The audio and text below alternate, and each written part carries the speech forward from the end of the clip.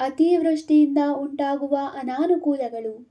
ಸಾಗರ, ಸರೋವರ, ನದಿ, ಕೆರೆ, ಹಳ್ಳಗಳ ಮೂಲಕ ನಮಗೆ ನೀರು ಲಭಿಸುತ್ತದೆ. ಆದರೆ ನೀರಿಗೆ ಮೂಲ ಕಾರಣ ಮಳೆಯೇ.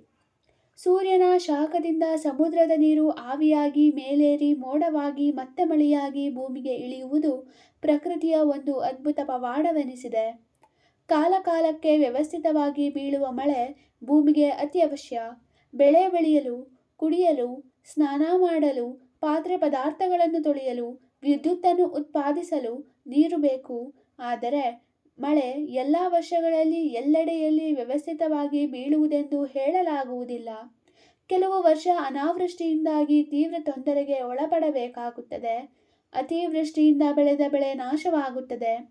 ಕೆರೆ ಕಟ್ಟೆಗಳು ಒಡೆದು ಊರಿಗೆ ಊರೇ ಕೊಚ್ಚಿ ಹೋಗುತ್ತದೆ. ನದಿಗಳು ಉಕ್ಕೇರಿ ದಡದಲ್ಲಿರುವ ಊರನ್ನು ಮುಳುಗಿಸುತ್ತದೆ. ರಸ್ತೆಗಳು ಹಾಳಾಗುತ್ತವೆ. ಮನೆ ಮಠಗಳು ನಾಶವಾಗುತ್ತವೆ. ತಗ್ಗು ಪ್ರದೇಶಗಳಲ್ಲೆಲ್ಲ ನೀರು ತುಂಬಿ ಅಲ್ಲಿರುವ ಜನ ಜಾನುವಾರುಗಳಿಗೆ ತೊಂದರೆಯಾಗುತ್ತದೆ.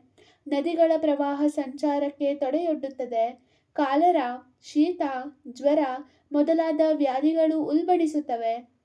ಅತಿವೃಷ್ಟಿಯಿಂದಾಗಿ ಕೆಲವು ಕಡೆ ಕುಡಿಯಲು ಯೋಗ್ಯವಾದ ನೀರು ದೊರೆಯುವುದಿಲ್ಲ. ಅನಾವೃಷ್ಟಿಯಲ್ಲಿ ಮಳೆ ಇಲ್ಲದೆ ನೀರಿನ ಅಭಾವದಿಂದ ಜೀವಿಗಳಿಗೆ ತೊಂದರೆಯಾದರೆ ಕಷ್ಟಪಡಬೇಕಾಗುತ್ತದೆ. ಹೀಗೆ ಅತಿವೃಷ್ಟಿ, ಅನಾವೃಷ್ಟಿ ಎರಡೂ ಜೀವಿಗಳಿಗೆ, ನಿಸರ್ಗಕ್ಕೆ ಹಿತಕರವಲ್ಲ. ಸಕಾಲದಲ್ಲಿ ಸಮನಾಗಿ ಸುರಿಯುವ ಮಳೆಯಿಂದ ಮಾತ್ರ ಭೂಮಿಗೆ ಹಿತವಾಗುತ್ತದೆ.